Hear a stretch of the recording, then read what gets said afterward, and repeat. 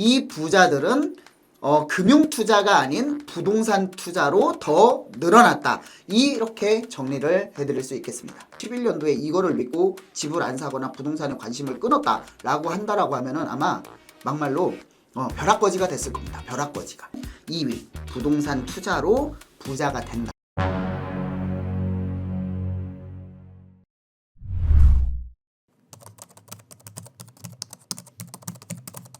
안녕하세요. 반갑습니다. 이충민의 부말리입니다. 자, 요즘 굉장히 경기가 어렵다라는 얘기들을 많이 하고 있습니다. 특히 자영업자 비중이 굉장히 높은 우리나라에서 폐업률이 굉장히 높아지고 있고요. 자영업자의 무덤이라고 할 정도로 경기가 굉장히 위축되고 있습니다. 또 수출에 이 먹구름이 들이오면서 경제 성장률 또한 굉장히 하락 전망하는 쪽이 우세하고요. 그러면서 또 가계부채는 2,000조가 넘어갈 정도로 굉장히 급격하게 늘어나고 있습니다. 그렇게 해서 빚들이 굉장히 늘어나고 있는데, 자, 반면을 좀 살펴보면은요. 한쪽에서는 이렇게 어려운 상황인데도 불구하고 한쪽에서는 지금 부동산 가격이 전고점을 돌파하는 그런 사상 유례 없는 가격 상승률을 보이고 있습니다. 특히 토지거래허가구역을 해제하고 나서 이제 잠실뿐만이 아니라 강남 그 인근에 있는 강동구까지도 아파트의 거래량도 늘어나고 있고요. 그러면서 전고점을 돌파한 거래가 굉장히 많이 늘어나고 있습니다. 이렇게 아파트뿐만이 아닙니다. 서울 중요 지역의 재개발 후보지나 재개발 가능성이 있는 지역들을 찾아다니면서 그런 지역들에 투자하는 투자자들이 굉장히 늘어나고 있습니다. 그렇기 때문에 재개발 가능성이 있는 지역들의 빌라나 이런 주택들은 굉장히 빠르게 소진되고 거래량이 늘어나는 모습을 볼 수 있는데, 자, 여기서 중요한 부분이 있죠. 자, 저는 돈이 없는데 도대체 이 사람들은 어디서 돈을 나서 투자를 이렇게 하나? 나는 힘들어 죽겠는데 저 사람들은 어디서 저렇게 돈을 벌어서 여유자금이 있어서 아직도 투자를 하나? 이런 생각을 많이 하실 겁니다. 그래서 아직은 부자가 많고 경기가 어렵다라고 해도 시장이 계속적으로 흘러갈 수밖에 없고 성장할 수밖에 없다라는 것을 오늘 부자 보고서를 통해서 설명을 드리려고 합니다. 자, 본격적으로 부자의 보고서를 보면서 이제 살펴볼 건데요. 자, 부자의 보고서를 보시면 아시겠지만 이 보고서는 작년 기준으로 나온 보고서입니다. 올해 초에 발간이 됐고요. 그렇기 때문에 이제 작년에 굉장히 경기가 어려웠음에도 불구하고 보시면 아시겠지만 부자는 증가했다. 그래서 돈 있는 놈들은 더 벌고 없는 놈들은 더 힘들고 이런 모습을 볼 수 있는데, 자, 근데 여기서 중요한 것들이 있습니다. 자, 금융자산의 부자가 늘어나는 것도 있지만 부동산 자산으로 부의 증가를 견인하는 역할도 많이 한다. 이런 부분이 있고요. 또 집중적으로 서울 수도권의 부자들이 늘어나고 있는 모습이다 라는 것이 팩트다. 이렇게 말씀드릴 수 있습니다. 하지만 이렇기 때문에 당연히 서울의 수도권의 부자들이 밀집해 있고, 그렇기 때문에 서울 부동산의 가격은 이 부자들은 부동산을 좋아하고, 그러면 부동산을 매집하는 사람들은 부자고, 그렇게 되면은 부동산 가격은 견고하게 지키고 또 상승을 하고, 이런 부분을 계속해서 이어가는 모습이다 라고 말씀드리겠습니다. 자, 보고서를 살펴보면은요, 2024년도 작년에 부자들은 완만하게 증가를 했습니다. 그리고 금융자산으로 자산이 늘어난 사람은 2.9%. 자, 부동산 자산으로 자산이 늘어나는 사람은 10.2%. 자, 그러니까 금융자산보다 우리가 주식이나 채권이나 국채나 아니면은 여러 가지 펀드나 이런 자산보다 부동산, 그러니까 아파트나 상가나 토지나 이런 자산으로 투자를 해서 자산 증식의 견인을 역할을 했던 부자들이 더 많다라는 모습을 볼 수 있고요. 자, 그래서 2024년도는 2023년도 1년 전에 비해서 1% 정도 부자가 늘어났다라고 말씀드릴 수 있습니다. 자, 이 장을 간단하게 정리를 해드리면요. 부자는 늘어났다. 하지만 서울 수도권의 부자가 훨씬 더 많이 늘어났다. 이 부자들은 금융투자가 아닌 부동산 투자로 더 늘어났다. 이렇게 정리를 해드릴 수 있겠습니다. 다음 장에 이어서 살펴보면은요. 이번 장은 자, 대한민국 부동산들 굉장히 어려움을 많이 겪고 있는 건 사실입니다. 왜냐면은요, 이런 시장은 없었습니다. 이렇게 초양극화 시장은 없었고요. 자, 여기에서 보시면은 대한민국 부동산 끝났다. 자, 이게 이 표지 이거 어떤 건지 아십니까? 자, 2011년도? 이거 책입니다, 책. 이거 부동산에 관심이 있으신 분들은 많이 읽어보셨을 겁니다. 2011년도에 발간한 책인데 이때 당시에 부동산은 끝났다라는 책이 나왔었습니다. 2011년도에 이거를 믿고 집을 안 사거나 부동산에 관심을 끊었다라고 한다라고 하면은 아마 막말로 벼락거지가 됐을 겁니다. 벼락거지가. 지금 얼마나 많이 올랐습니까? 그러니까 이렇게 함부로 이렇게 하락에 대한 추측성 이런 것들은 정말 위험하다라고 말씀드릴 수 있습니다. 왜냐하면 우리 보고서에도 나와 있습니다. 부동산에 관심은 끊이지 않다라는 거. 부동산에 관심이 있다라는 거는요. 이 잠재 수요는 언제든지 있다. 이 잠재 수요 자체가 포진돼 있다라는 것이기 때문에 부동산 가격이 이렇게 막 폭락할 거다, 끝났다. 앞으로는 뭐 이제 앞으로 뭐 잃어버린 30년 올 거다. 뭐 일본이 30년 왔듯이 우리나라는 더 길게 올 거다. 이런 것들은 굉장히 좀 위험하다. 이렇게 말씀드릴 수 있습니다.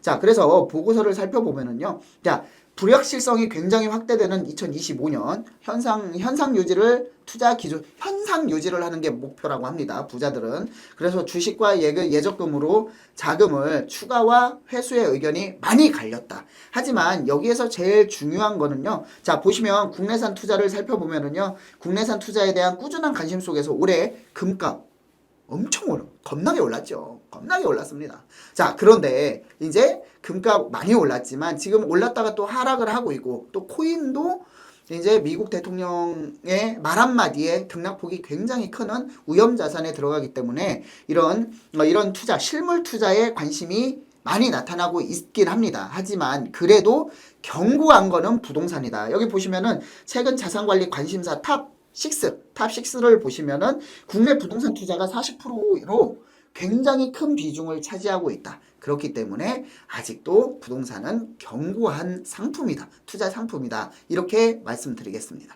자, 우리가 누구나 부러워하는 부자.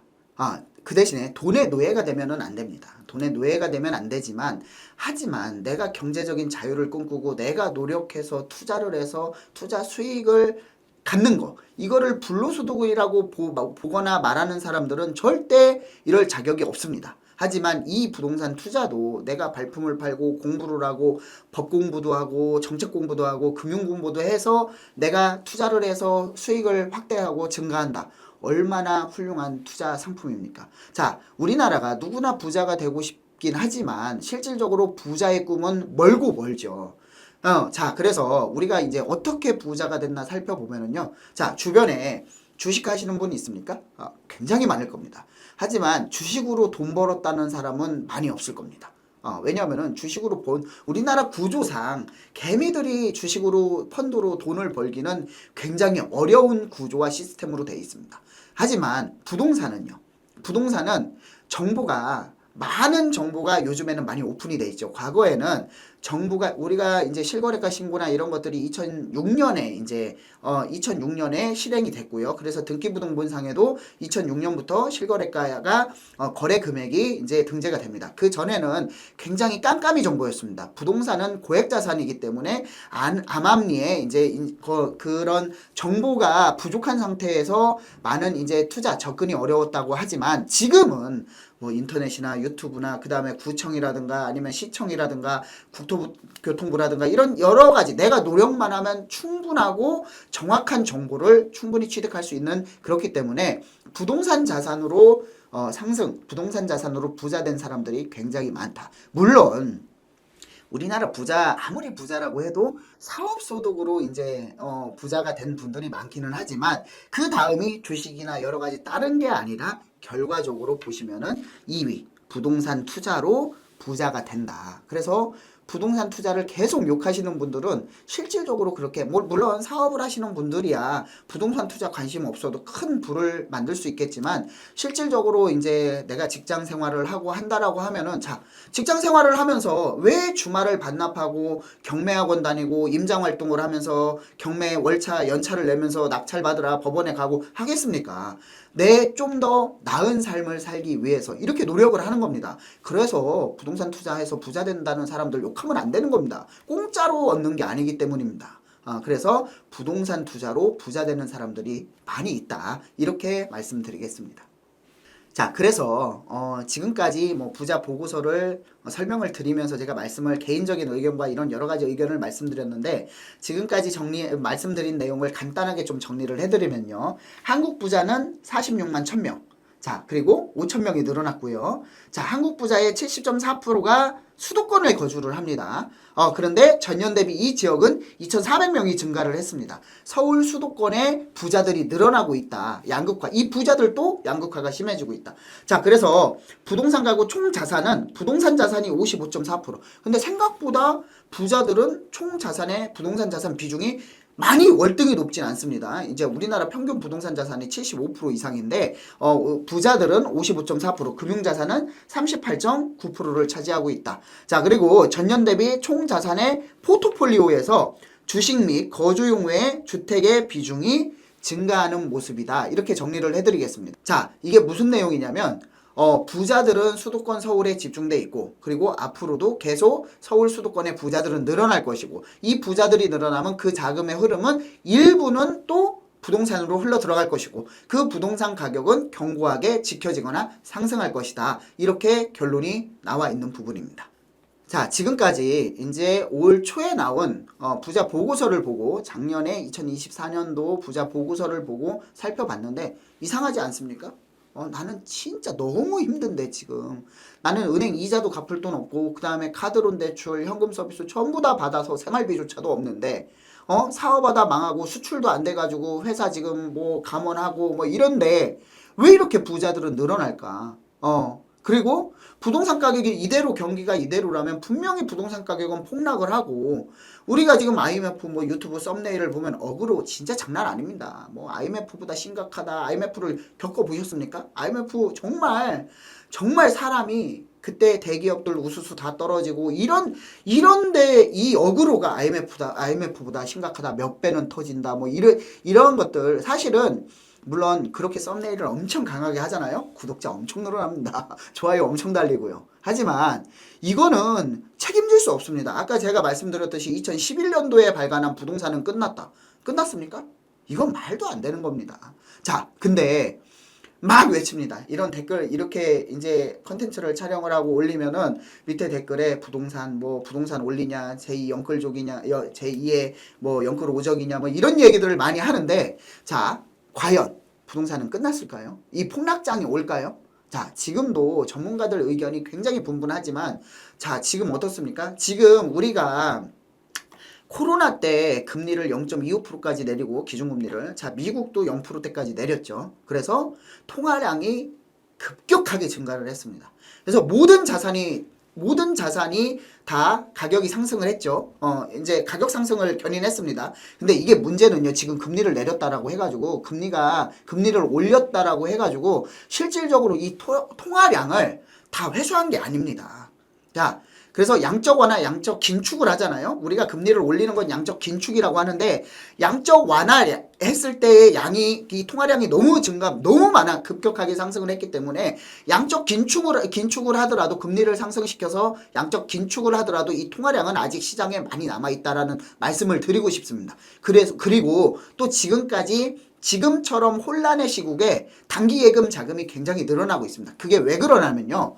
투자 가치가 있다라고 하면은 거기에 모든 돈이 쏠리는 현상, 많은 비중의 돈이 쏠리는 현상이 일어납니다. 지금 보셨지 않습니까?